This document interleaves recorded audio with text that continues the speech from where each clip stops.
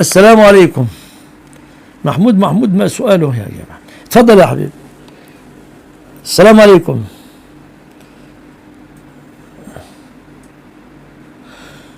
رجل تزوج امرأة أرملة وعندها بنت عمرها 6 سنين، وهذه الربيبة لها راتب من الدولة حوالي $30، وهذا الرجل يأخذ هذا المبلغ على أساس أنه يربيها. هل يربيها $30 شهريا ينفق عليها هذا المبلغ أو أقل منه يا محمد بن حسين؟ إن كان فقيرا فليأكل بالمعروف، ومن كان غنيا فليستعفف. السلام عليكم. السلام عليكم. عليكم السلام ورحمة الله. الشيخ عندي سؤال ثاني عن صحة حديث، ولكن السؤال الأول لم أسمع إجابتك. ما السؤال الثاني؟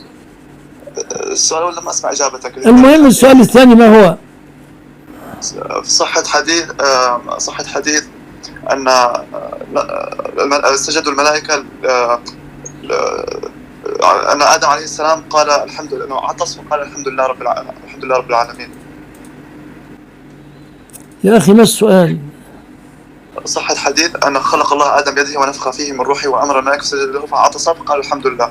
قال الله لا يثبت، لكن عموما قال رسول الله صلى الله عليه وسلم: من عطس فحمد الله فشمتوه. بس. السلام عليكم. وعليكم السلام. نعم. حضرتك يا شيخ، أنا في كلية وبدفع عليها مصاريف. طيب. لكن فلوسي أنا لسه ما تمتش 21 سنة، والمحكمة مش سامحانا إن إحنا نتحكم في الفلوس. المحكمة مش سامحة لأن أي حد أقل من 21 سنة يسحب من الفلوس بتاعته. وأخويا معاه فلوس لكن حاططها في البنك وبياخد عليها فوائد. ينفع آخد من فلوسه وبعد كده لما تبقى 21 سنة أديها له ولا ما ينفعش؟ يعني أنت تسأل عن الاقتراض من المبالغ الربوية.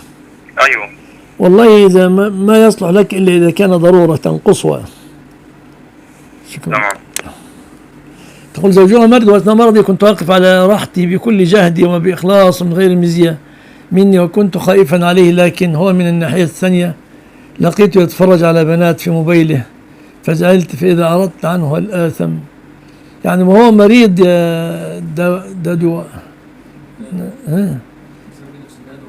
ده هي امرأة. اعمل المعروف لوجه الله وانصحيه يا ددوة. السلام عليكم. وعليكم السلام ورحمة الله. شيخنا جليل. اتفضل. معلش شيخنا، ما حكم شيخنا من يسلم على زوجة أخيه أو امرأة عمه؟ السلام تقصد المصافحة ولا السلام عليكم؟ لا، المصافحة يا شيخنا. لا تجوز، يأثم. نعم يا شيخنا؟ لا تجوز. قال صلى الله عليه وسلم: إني لا أصافح النساء. قالت عائشة: والله ما مست يد رسول الله يد امرأة قط حتى في المبايعة. كذلك فإنه ورد موقوفا ومرفوعا، موقوفا على معقل بن يسار ومرفوعا عن معقل عن رسول الله عليه الصلاة والسلام: لأن يطعن أحدكم بمخيط من حديد في رأسه خير له من أن يمس امرأة لا تحل له.